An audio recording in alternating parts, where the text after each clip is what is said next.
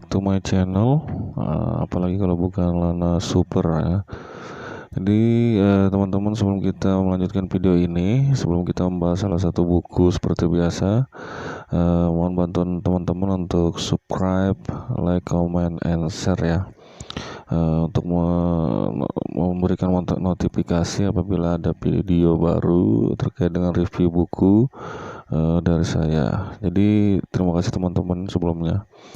Terus yang pertama kali kita akan membahas di malam hari ini sekitar jam 1.49 di tanggal 29 Oktober 2020 kita akan membahas tentang buku Diary Introvert ya, Diary Introvert. Jadi karangan dari Hardiju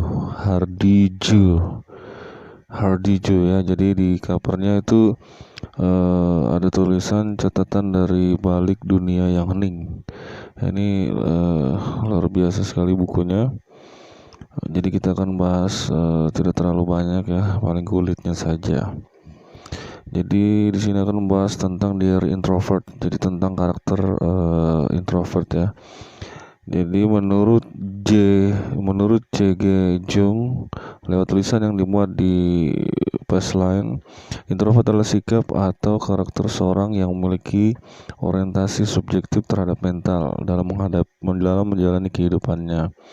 Ditambahkan juga bahwa seorang introvert cenderung menyukai kondisi yang tenang, suka melakukan aktivitas yang bisa dilakukan seorang diri, dan lebih suka mengulangi kegiatan yang sama dibandingkan berinteraksi dengan kegiatan yang belum pernah dicoba.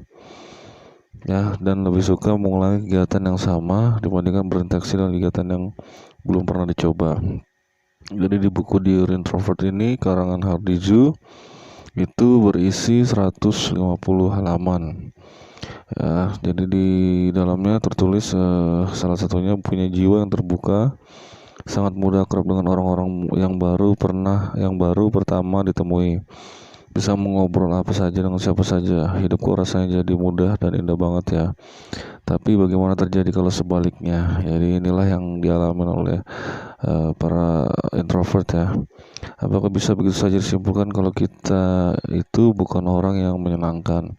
Padahal nggak ada yang salah dengan perbedaan. Justru itu menjadikan kehidupan pertemanan menjadi lebih berwarna, bukan menyebabkan bencana.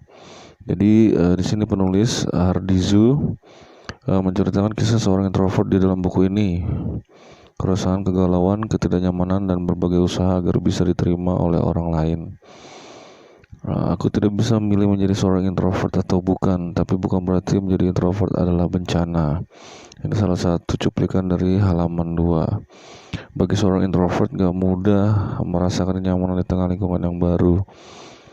Orang-orang yang baru dikenal, tempat yang baru disinggahi, termasuk obrolan yang terlahir di dalamnya.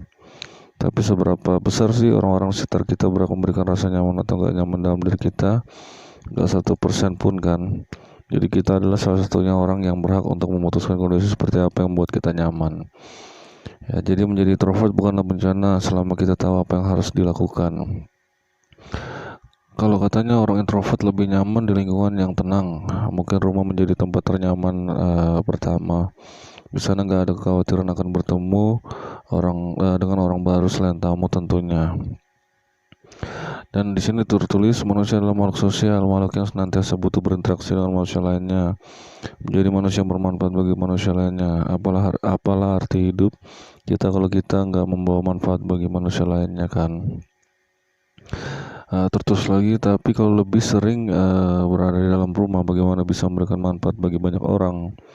Nyatanya Diary Introvert ini menghapus teori bahwa seorang introvert hanya hidup untuk dirinya sendiri tanpa bisa membawa manfaat untuk banyak orang. Itu sama sekali nggak benar. Bisa banget loh seorang introvert ikut memberikan kontribusi tanpa harus hadir di tengah keramaian.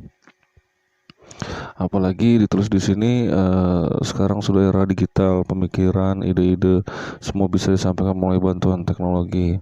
Membuatkan slide dalam bentuk PowerPoint misalnya.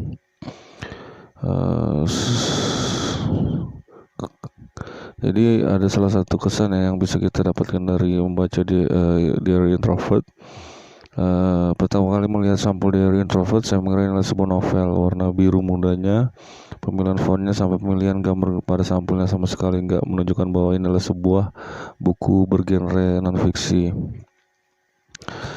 Membaca buku halaman di halaman, buku ini menarik juga. Ini kesannya yang didapatkan dari membaca Diary Introvert. Jadi buku ini ditulis berdasarkan pengalaman pribadi, isinya akan jauh lebih mengena kepada para pembaca.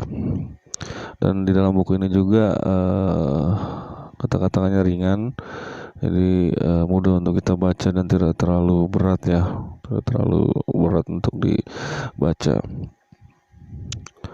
Terus di dalam buku ini itu memberikan pelatihan pemberdayaan diri atau public speaking. Ini sebagai seorang introvert yang biasanya menyendiri, alangkah baiknya bisa menggunakan teknologi di rumah untuk bisa memberikan manfaat buat banyak orang, dan mungkin akan lebih belajar terkait dengan public speaking ya, public speaking.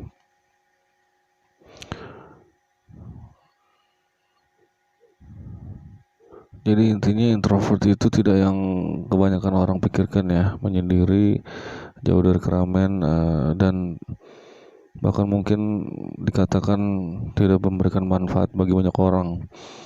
Sedangkan di sini di depan buku covernya pun Diary Introvert, catatan dari balik dunia yang hening ya. Jadi dikatakan juga bahwa ada saat teknologi atau zaman era digital seperti ini, justru para introvert ini bisa memberikan sebuah karya ya dari teknologi yang ada gitu. Jadi menurut saya buku ini sangat bagus ya. Teman-teman bisa cek Diary Introvert karangan Hardy Ju, catatan dari balik dunia yang hening. Jadi teman-teman nanti mungkin bisa komen di kolom komentar ya terkait dengan apa sih yang disebut dengan introvert itu. Apakah di sekitar teman-teman atau teman sendiri merasakan bahwa teman-teman adalah seorang yang introvert gitu ya. Silakan komen di kolom komentar, berikan masukan apa sih yang dimaksud, apa sih yang sisi pandang dari sudut pandang dari seorang introvert atau orang-orang yang berada di sekeliling dia gitu. Jadi itu saja mungkin teman-teman bisa cek link di deskripsi. Di situ akan saya berikan link terkait dengan buku ini. Teman-teman bisa klik link itu untuk jika berminat bisa melakukan pembelian buku ini ya. Mungkin itu saja teman-teman. Jangan lupa subscribe, like, comment, and share. Thank you.